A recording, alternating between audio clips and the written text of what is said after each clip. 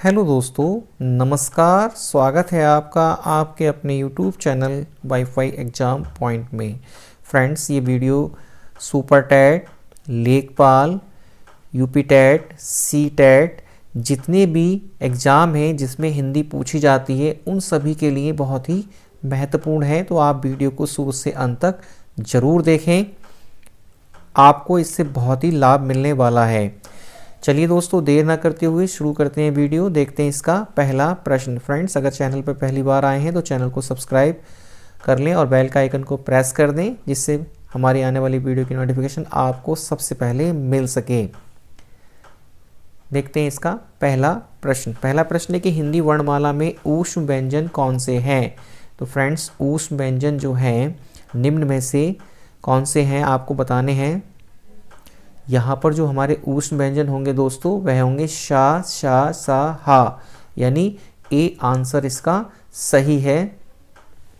ये अक्सर परीक्षा में पूछा जाता है दोस्तों ये प्रश्न, इसलिए आप इसको ध्यान से याद कर लें कि ऊष्म व्यंजन कौन से हैं। दूसरा प्रश्न ये भी पूछा जाता है कि या, रा, ला, वा व्यंजनों को क्या कहते हैं। तो या, रा, ला, वा व्यंजन जो कहलाते हैं दोस्तों, ये कहलाते हैं अंतःस्थ व्यंजन। ये काफ़ी बार पूछा गया परीक्षा में। तो हमारा यहाँ पर जो आंसर सही होगा वह होगा बी आंसर इस प्रश्न का सही हो जाएगा। तीसरा नंबर, निम्नलिखित में से ओष्ठ ध्वनि है।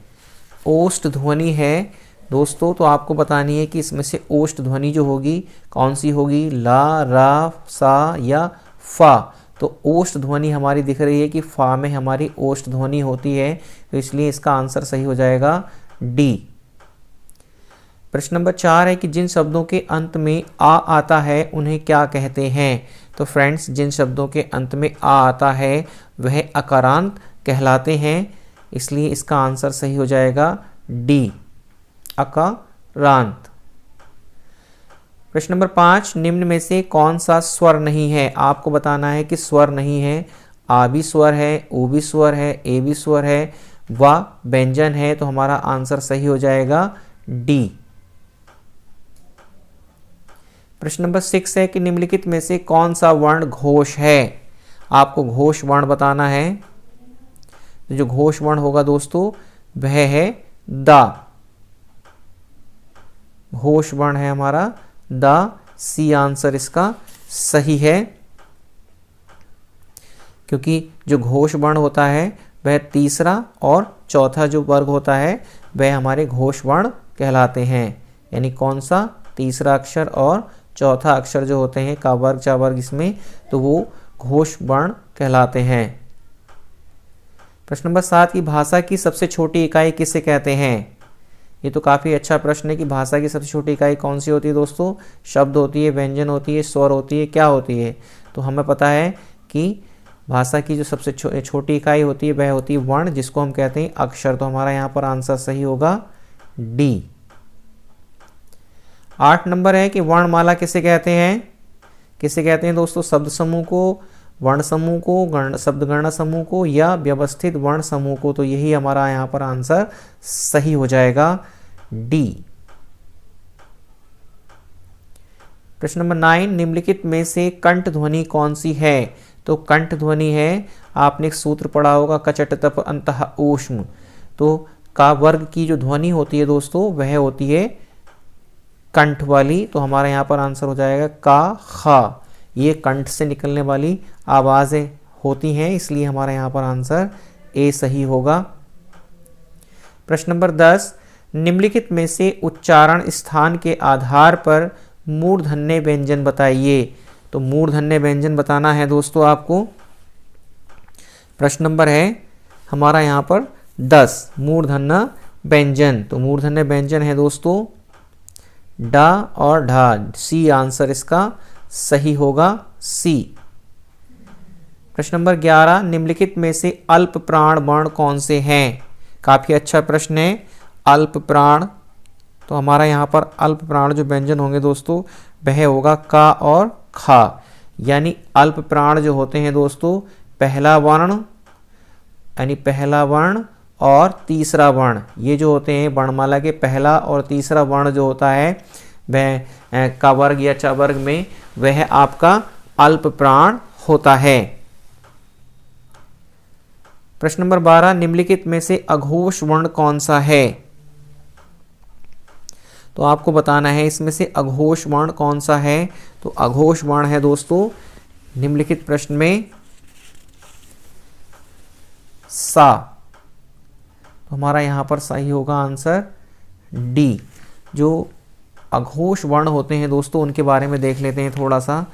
ये अघोष वर्ण जो होते हैं यानी पहला अक्षर और दूसरा जो अक्षर होता है किसी भी वर्णमाला का, वह अघोष वर्ण कहलाते हैं। यानी पहला अक्षर और दूसरा अक्षर ये अघोष वर्ण होते हैं।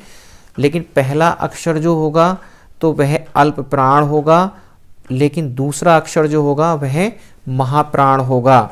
ये चीज़ें थोड़ी सी कंफ्यूज कर देती हैं, लेकिन इसको आप क्लियरली अच्छे से समझ लें। प्रश्न नंबर 13, घा का उच्चारण स्थान कौन सा है? तो हमें पता है घा का उच्चारण स्थान कौन सा होगा, कंठ में आता है, का वर्ग में आता है, तो कंठ वाला होगा। तो इसलिए इसका आंसर सही हो जाएगा बी। प्रश्न नंबर 14, निम्नलिखित में से कौन सा घोष वर्ण है? तो आपको छांटना है कि घोष वर्ण कौन सा है।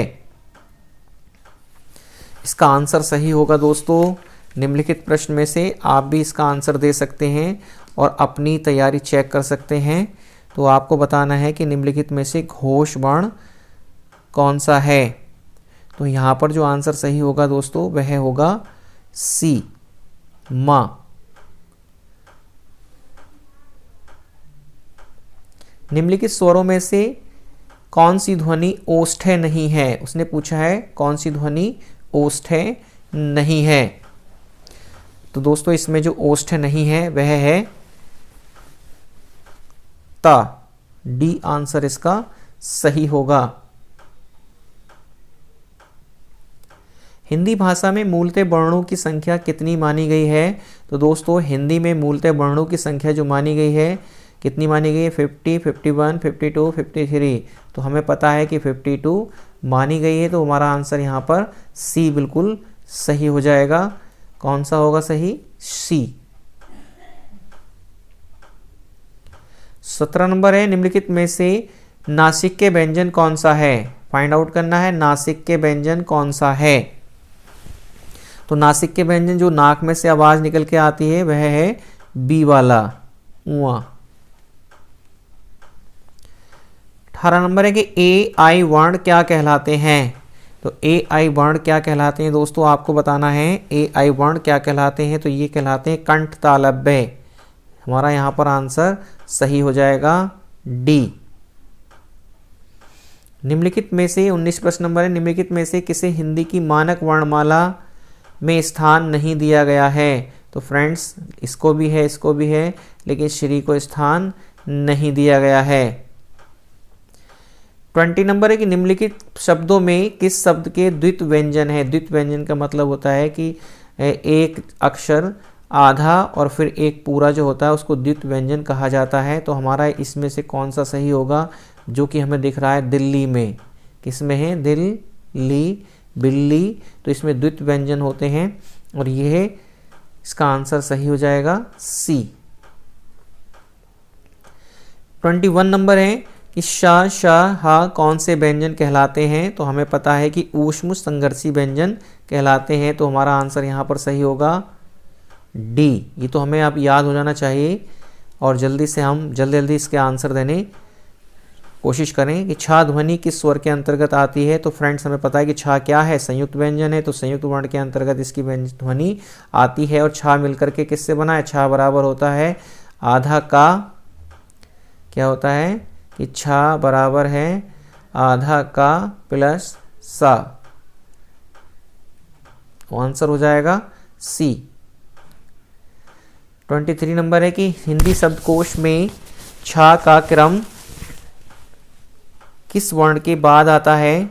काफ़ी अच्छा प्रश्न है। तो हमें पता है कि का प्लस शा से मिलकर के बनता है, तो का के बाद में ही इसका क्रम आएगा। तो हमारा यहाँ पर आंसर सही हो जाएगा ए।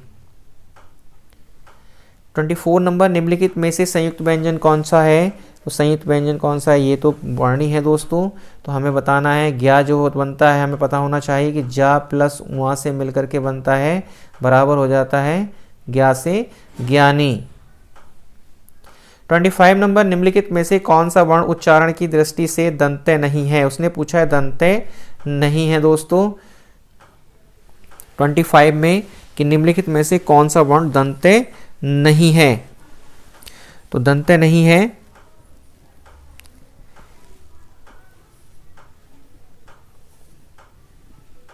तो कौन सा नहीं है दोस्तों, इसका आंसर होगा टा, डी, टा। 26 नंबर है कि छा वर्ण किसके योग से मिलकर के बना है। अभी हमने देखा था कि छा किससे मिलकर के बनता है, का प्लस शा बराबर छा। तो हमारा यहां पर आंसर सही हो जाएगा ए। 27 नंबर है कि निम्नलिखित में से कौन सा स्वर नहीं है। आपको बताना है कि स्वर कौन सा नहीं है। तो छोटा आ भी स्वर होता है, बड़ा ऊ भी, ए भी, जबकि जा नहीं होता है। तो यही हमारा आंसर हो जाएगा डी। 28 नंबर, निम्नलिखित में से कौन सा टा वर्ग का नहीं है। टा वर्ग का नहीं है, उसने पूछा टा वर्ग में नहीं आता है, वह आपको बताना है। तो टा वर्ग का नहीं है, तो टा, ठा, डा, णा आता है, लेकिन घा इसमें नहीं आता है। तो हमारा यहां पर आंसर सही हो जाएगा डी। 29 नंबर, हिंदी वर्णमाला में व्यंजनों की संख्या कितनी है। तो हिंदी वर्णमाला में व्यंजनों की संख्या दोस्तों कितनी है, व्यंजनों की संख्या है दोस्तों 33। बी आंसर इसका सही होगा, 33 व्यंजन है। अभी हमने पीछे इससे पहले वाली वीडियो में भी देखा था ये। निम्नलिखित में से अंतःस्थ व्यंजन कौन सा है। अंतःस्थ व्यंजन कौन सा है, तो अभी पीछे देखा था अंतःस्थ व्यंजन जो होगा दोस्तों निम्नलिखित में से वह कौन सा होगा, जिसमें अंतःस्थ से आवाज निकलती है, वह होगा या। क्यों, क्योंकि या, रा, ला, वा जो संख्या थी वह हमने पढ़ी थी कि या, रा, ला, वा ये कैसे व्यंजन होते हैं, ये अंतःस्थ व्यंजन कहलाते हैं। तो इसलिए इसका आंसर सही हो जाएगा बी। प्रश्न नंबर है 31 कि इनमें से ओ का उच्चारण कौन सा है। ये काफी अच्छा प्रश्न है, ओ का उच्चारण कौन सा है। तो ओ का उच्चारण जो होता है दोस्तों ओष्ठ, यानी ओ से बन जाता है कंठ ओष्ठ। तो हमारा यहां पर आंसर सही होगा डी। चा और छा अक्षर जो वर्ण है, सॉरी ये वरुण लिख गया है दोस्तों ये, जबकि ये वर्ण होगा। वर्ण का उच्चारण स्थान कौन सा है। तो चा और छा का जो वर्ण स्थान होता है दोस्तों, चा, छा, तो ये हमारे तालु से रिलेटेड होते हैं। तो हमारा यहां पर आंसर सही हो जाएगा ए। का, गा ये आपने देखे होंगे, ये ज़्यादातर जो है अरबी में लिखे जाने वाले शब्द कहलाते हैं। ये ध्वनियाँ जो हैं आपकी किसकी हैं, किस भाषा की हैं। तो दोस्तों अभी मैंने बताया कि ये अरबी में लिखी जाती हैं, अरबी और फारसी में, इसलिए इसका आंसर सही होगा बी। निम्नलिखित में से तालव्य व्यंजन कौन सा, तालव्य व्यंजन कौन से हैं। तालव्य, तो तालव्य कचट तप अंतः ऊष्म आपने पढ़ा होगा।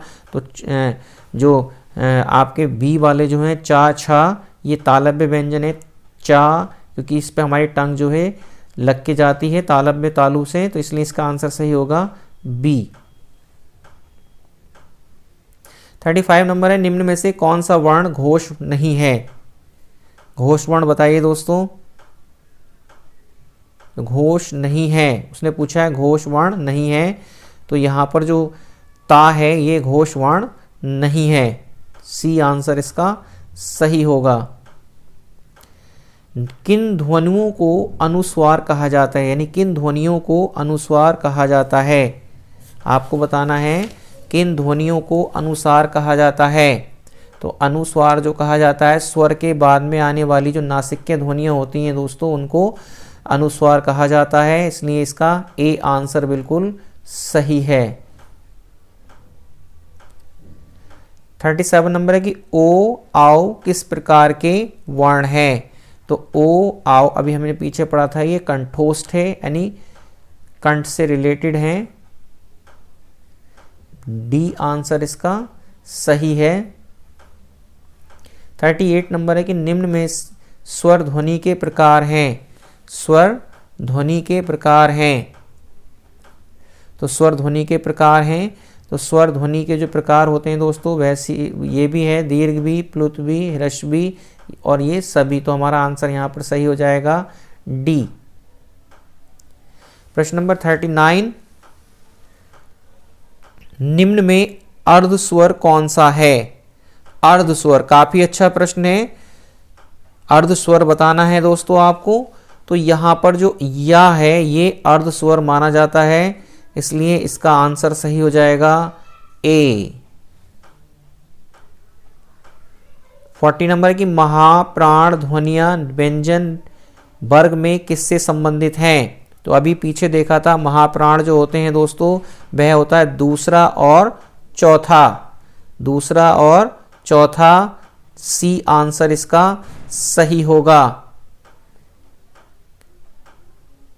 41 नंबर है, भाषा की सार्थक लघुत्तम इकाई है। आपको बताना है भाषा की सार्थक लघुत्तम इकाई कौन सी है। तो भाषा की सार्थक लघुत्तम इकाई है दोस्तों ध्वनि। 42 नंबर है, इनमें से कौन व्यंजन अल्प प्राण है। आपको बताना है अल्प प्राण कौन सा व्यंजन है। तो अल्प प्राण जो व्यंजन है दोस्तों वह है चा। 43 नंबर, इनमें से कौन सा वर्ण स्पर्श व्यंजन नहीं है। स्पर्श व्यंजन नहीं है। तो स्पर्श व्यंजन नहीं है दोस्तों या। डी आंसर इसका सही हो जाएगा। प्रश्न नंबर 44, निम्नलिखित में कंठ ध्वनियां कौन सी हैं। उसने पूछा है कंठ ध्वनियां कौन सी हैं।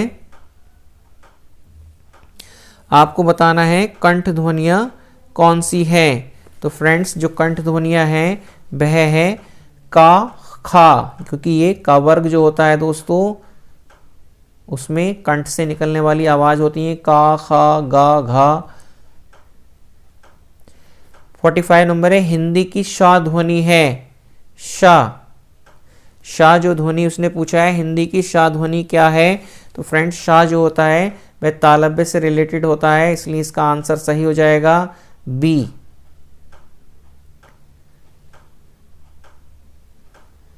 वीडियो दोस्तों अगर अच्छी लग रही हो तो इसको लाइक और शेयर जरूर करें, क्योंकि आपके लाइक करने से हमको मोटिवेशन मिलता है और हम और अच्छी वीडियो बनाने की कोशिश करते हैं। तो फ्रेंड्स वीडियो को लाइक और शेयर जरूर करें, क्योंकि इससे आपको हमें मोटिवेशन देने की प्रेरणा मिलती है। फिर 46 नंबर है कि निम्न में से कौन सा वर्ण ओष्ठ है। ओष्ठ व्यंजन बताना है दोस्तों आपको। तो ओष्ठ है आ। कौन सा है।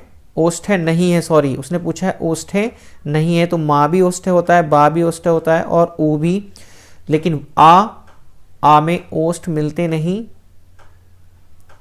47 नंबर, अल्प प्राण ध्वनिया का समूह कौन सा है।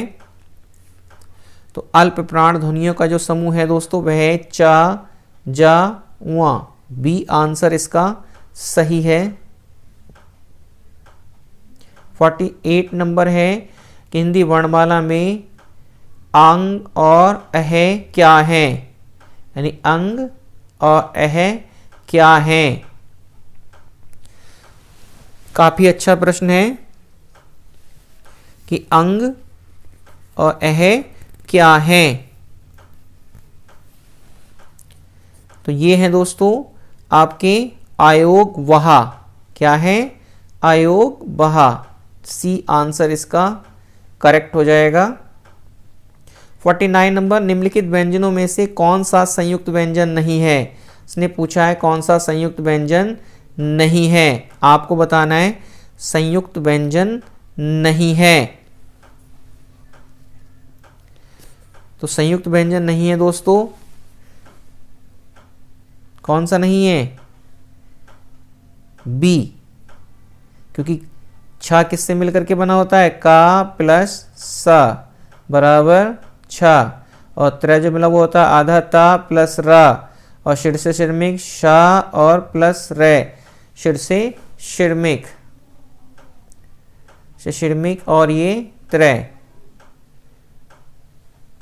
50 नंबर है, भाषा विज्ञान की दृष्टि से ऊ किस प्रकार का स्वर है।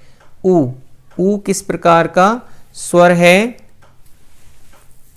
भाषा विज्ञान की दृष्टि से ऊ किस प्रकार का स्वर है, आपको बताना है ऊ किस प्रकार का स्वर है। इसका आंसर सही होगा दोस्तों, ये जो होता है वह होता है पक्ष संयुक्त, यानी कौन सा होता है, पक्ष संयुक्त। इसका डी आंसर सही हो जाएगा। दोस्तों ये थे हिंदी के टॉप 50 प्रश्न। वीडियो आपको कैसी लगी कमेंट में ज़रूर बताएं। अच्छी लगी हो तो इसको लाइक और शेयर ज़रूर करें दोस्तों, आपके लाइक करने से मोटिवेशन मिलता है और अच्छी वीडियो बनाने की कोशिश करते हैं। वीडियो देखने के लिए दोस्तों धन्यवाद। मिलते हैं आपसे नेक्स्ट वीडियो में, तब तक के लिए नमस्कार। स्वस्थ रहें दोस्तों, मस्त रहें। जय हिंद, जय भारत।